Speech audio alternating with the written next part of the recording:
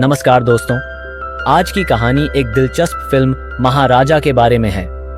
यह फिल्म एक साधारण नाई की असाधारण यात्रा को दिखाती है जो अपने खोए हुए लक्ष्मी एक डस्टबिन को ढूंढने की कोशिश में उलझे रह जाता है।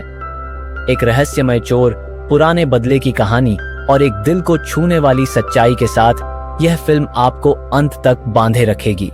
तो चलिए शुरू करते हैं। एक छोटे से कस्बे में रहने वाले एक साधारण और सौम्य नाई महाराजा की जिंदगी अचानक उलट-पुलट हो जाती है जब उसके घर में चोरी हो जाती है। उसकी प्यारी बेटी ज्योति, जिसे वह अपनी जान से भी ज्यादा प्यार करता है, स्कूल के स्पोर्ट्स कैंप में गई होती है उसी रात जब चोर उसके घर में घुस जाते हैं, सामान लूट लेते हैं और उसे बुरी तरह घायल कर देते हैं। महाराजा पुलिस स्टेशन जाकर शिकायत दर्ज कराता है कि लक्ष्मी गायब है। पुलिस अधिकारी उसकी बात को गंभीरता से नहीं लेते क्योंकि लक्ष्मी कोई व्यक्ति नहीं बल्कि महाराजा के घर का एक डस्टबिन है जिसे वो और उसकी बेटी बहुत भाग्यशाली मानते हैं।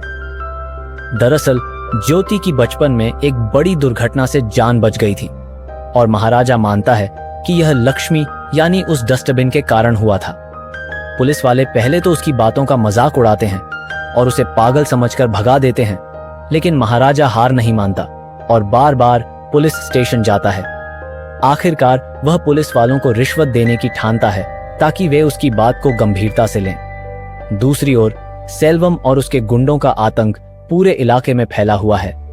वे लोगों को लूट रहे हैं और मार रहे हैं। महाराजा को शक है कि सेल्वम के गुर्गे धन्ना और उसकी टोली ही उसके घर की चोरी के पीछे हैं। लेकिन जब महाराजा धन्ना से मिलता है तो उसे चौंकाने वाला सच पता चलता है कि यह सब एक पुराने बदले के कारण हुआ था।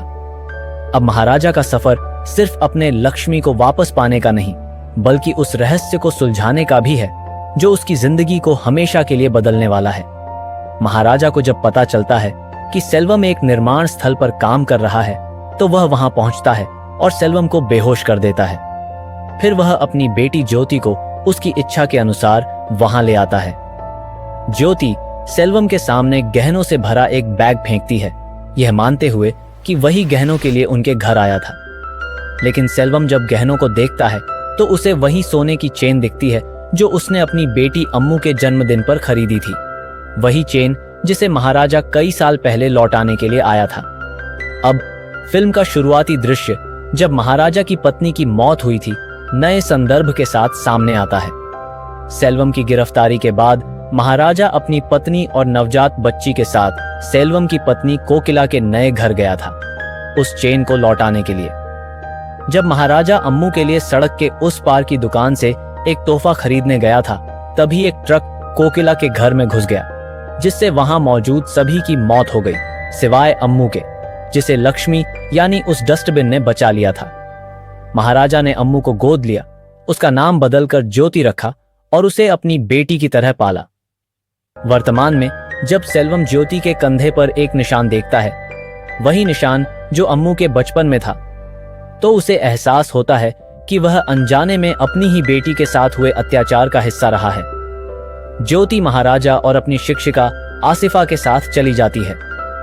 अपनी गलती और अपराध बोध के चलते सेल्वम खुद को इमारत से नीचे फेंक देता है और आत्महत्या कर लेता है। क्या महाराजा की खोज ने उसकी और उसकी बेटी की जिंदगी को नया मोड़ दिया? क्या अतीत के ये घाव कभी भर पाएंगे? जानने के लिए बने रहिए। तो दोस्तों, उम्मीद है आपको हमारा आज का वीडियो पसंद आया होगा।